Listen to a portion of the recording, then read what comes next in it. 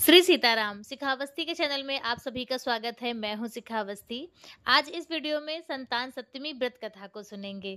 संतान सप्तमी का व्रत सभी संतान वाली माताएं अपने संतान की सुरक्षा, उनकी दीर्घ आयु और उत्तम स्वास्थ्य की कामना करके करती हैं। और इस व्रत में माता पार्वती, बाबा भोलेनाथ की पूजा अर्चना वंदना होती है। तो चलिए कथा प्रारंभ करते हैं। श्री संतान सप्तमी व्रत कथा। एक दिन महाराज युधिष्ठिर ने भगवान से कहा कि हे प्रभु, कोई ऐसा उत्तम व्रत बतलाइए जिसके प्रभाव से मनुष्य के सांसारिक दुख दूर होकर वे पुत्र एवं पौत्रवान हो जाएं। यह सुनकर भगवान कृष्ण बोले कि हे राजन, तुमने बड़ा ही उत्तम प्रश्न किया है। मैं तुमको एक पौराणिक इतिहास सुनाता हूँ, ध्यान पूर्वक सुनो। एक समय लोमस ऋषि व्रजराज की मथुरापुरी में वासुदेव देवकी के घर गए। ऋषि राज को आया हुआ देखकर दोनों बहुत प्रसन्न हुए तथा उनको उत्तम आसन पर बिठाकर उनका अनेक प्रकार से वंदन और सत्कार किया। फिर मुनि के चरणोदक से अपने घर तथा शरीर को पवित्र किया। वह प्रसन्न होकर उनको कथा सुनाने लगे। कथा कहते हुए लोमस ऋषि ने कहा कि हे देवकी, दुष्ट दुराचारी कंस ने तुम्हारे कई पुत्र मार डाले हैं, जिसके कारण तुम्हारा मन अत्यंत दुखी रहता है। इसी प्रकार राजा नहुस की पत्नी चंद्रमुखी भी दुखी रहा करती थी, किंतु उसने संतान सप्तमी का व्रत विधि विधान के साथ किया, जिसके प्रताप से उसको संतान सुख का आशीर्वाद प्राप्त हुआ। यह सुनकर देवकी ने हाथ जोड़कर मुनि से कहा, हे ऋषिराज, कृपा करके रानी चंद्रमुखी का संपूर्ण वृतांत तथा इस कथा का विधान विस्तार पूर्वक बतलाइए, जिससे मैं भी इस दुख से छुटकारा पा सकूं। लोमस ऋषि ने कहा कि हे देवकी, अयोध्या के राजा नहुस थे। उनकी पत्नी चंद्रमुखी बहुत ही सुंदर थी। उनके नगर में विष्णुगुप्त नाम का एक ब्राह्मण रहता था और उसकी स्त्री का नाम भद्रमुखी था और वह भी अत्यंत रूपवती सुंदरी थी। रानी और ब्राह्मणी में अत्यंत प्रेम था। एक दिन दोनों सरयू नदी में स्नान करने के लिए गईं। वहां उन्होंने देखा कि बहुत सी स्त्रियां सरयू नदी में स्नान करके निर्मल वस्त्र पहनकर एक मंडप में भगवान शिव और माता पार्वती की मूर्ति स्थापित करके वहां पूजा कर रही थीं। रानी और ब्राह्मणी ने यह देखकर उन स्त्रियों से पूछा कि हे बहनों, तुम यह किस देवता और किस प्रकार की पूजा कर रही हो? यह सुन उन स्त्रियों ने कहा कि हम संतान सप्तमी का व्रत कर रहे हैं और हमने शिव माता पार्वती का पूजन चंदन आदि से षोडशोपचार विधि से किया है। यह सब ऐसी पुनीत संतान सप्तमी व्रत का विधान है। यह सुनकर रानी और ब्राह्मणी ने भी इस व्रत को करने का मन में संकल्प किया और घर वापस लौट आईं। ब्राह्मणी भद्रमुखी तो इस व्रत को नियम पूर्वक करती रही, किंतु रानी चंद्रमुखी राजमद यानी कि अपने ऐशो आराम के कारण कभी इस व्रत को करती और कभी नहीं करती, कभी भूल जाती। कुछ समय बाद दोनों की मृत्यु हो जाती है और दूसरे जन्म में रानी बंदरिया और जो ब्राह्मणी होती है वह मुर्गी की योनि पाती है। परंतु ब्राह्मणी मुर्गी की योनि में भी कुछ नहीं भूलती है और भगवान शंकर तथा माता पार्वती का ध्यान करती रहती है। उधर रानी बंदरिया की योनि में भी सब कुछ भूल गई। थोड़े समय के बाद दोनों ने यह देह त्याग दी। उनका अब तीसरा जन्म मनुष्य योनि में हुआ। उस ब्राह्मणी ने एक ब्राह्मणी के यहाँ कन्या के रूप में जन्म लिया और ब्राह्मण कन्या का नाम भूषण देवी रखा गया तथा विवाह गोकुल निवासी अग्निशील ब्राह्मण से कर दिया गया। भूषण देवी इतनी सुंदर थी कि वह आभूषण रहित होते हुए भी अत्यंत सुंदर लगती थीं। कामदेव की पत्नी रति भी उनके सन्मुख लजाती थी। भूषण देवी के अत्यंत सुंदर सर्वगुण संपन्न चंद्रमा के समान धर्मवीर कर्मनिष्ठ सुशील स्वभाव वाले 8 पुत्र उत्पन्न हुए। यह सब शिव जी के व्रत का पुनीत फल था। दूसरी ओर शिव विमुख रानी के गर्भ से कोई पुत्र नहीं हुआ। वह निसंतान दुखी रहने लगी। रानी और ब्राह्मणी में जो प्रीति पहले जन्म में थी वह अब भी बनी रही है। रानी जब वृद्ध अवस्था को प्राप्त होने लगी तब उसके गूंगा, बहरा तथा बुद्धिहीन अल्प आयु वाला एक पुत्र हुआ। वह 9 वर्ष की आयु में इस क्षणभंगुर संसार को छोड़कर चला गया। अब तो रानी पुत्र शोक से अत्यंत दुखी हो व्याकुल रहने लगी। दैव योग से भूषण देवी ब्राह्मणी रानी के यहाँ अपने पुत्रों को लेकर पहुंची। रानी का हाल सुनकर उसे भी बहुत दुख हुआ, किंतु इसमें किसी का कोई वश नहीं था। कर्म और प्रारब्ध के लिखे को स्वयं ब्रह्मा भी नहीं मिटा सकते। रानी कर्मयोचित भी थी, ऐसे कारण उसे दुख भोगना पड़ा। इस और इधर रानी ब्राह्मणी के इस वैभव और 8 पुत्रों को देखकर अपने मन में ईर्ष्या करने लगी तथा उसके मन में पाप उत्पन्न हुआ।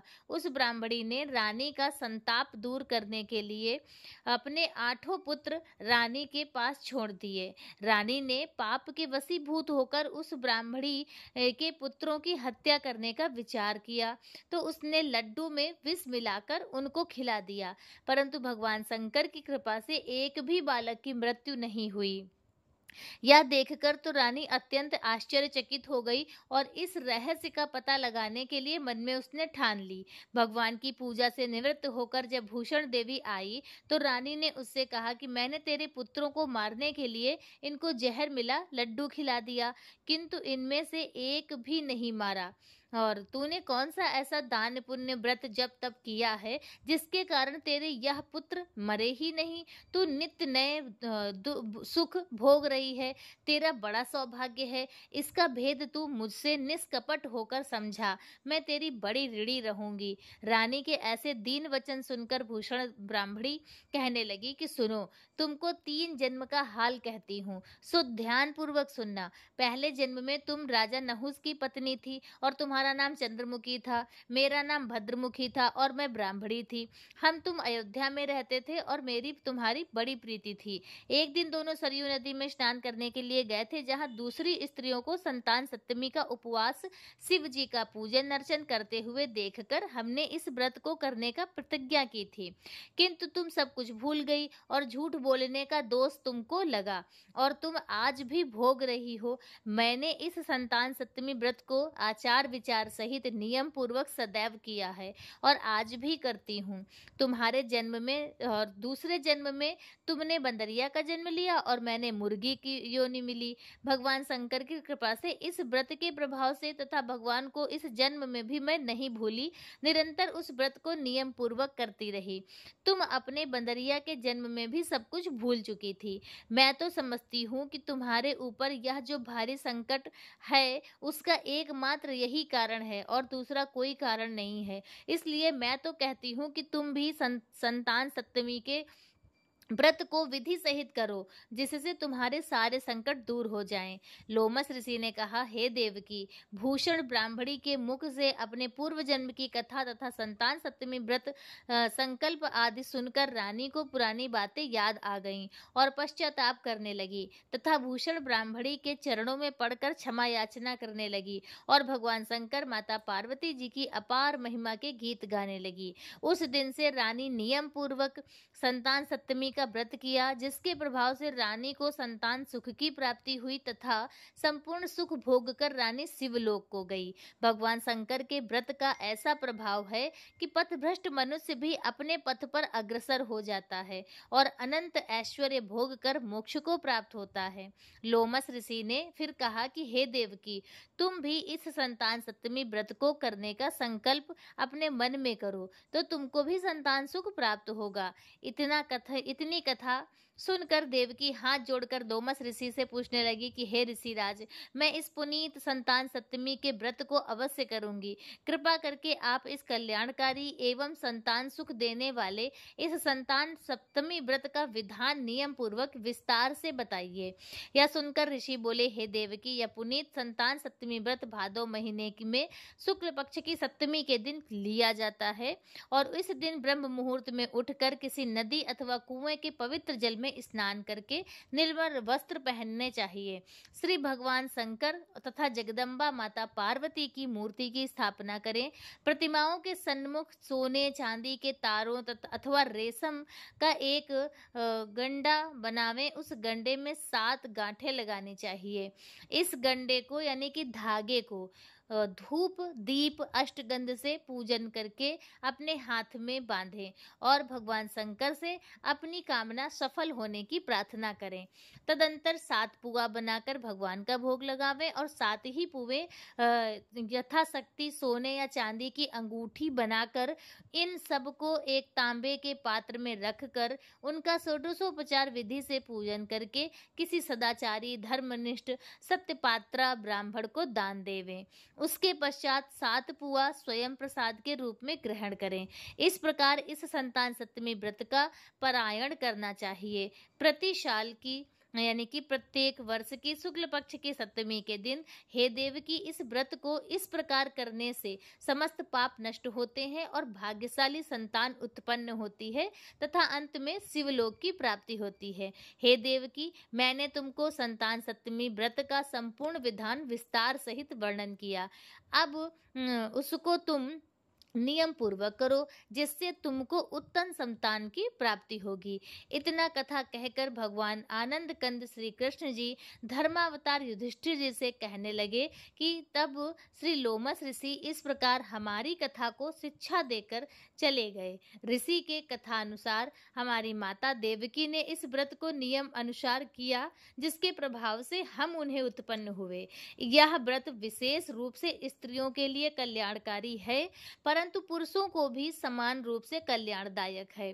संतान सुख देने वाला पापों का नाश करने वाला यह उत्तम व्रत है। नियम पूर्वक जो कोई इस व्रत को करता है और भगवान शंकर माता पार्वती की सच्चे मन से प्रार्थना करता है निश्चय ही अमर पद को वह प्राप्त करता है, शिवलोक को जाता है। बोलो शंकर भगवान की जय।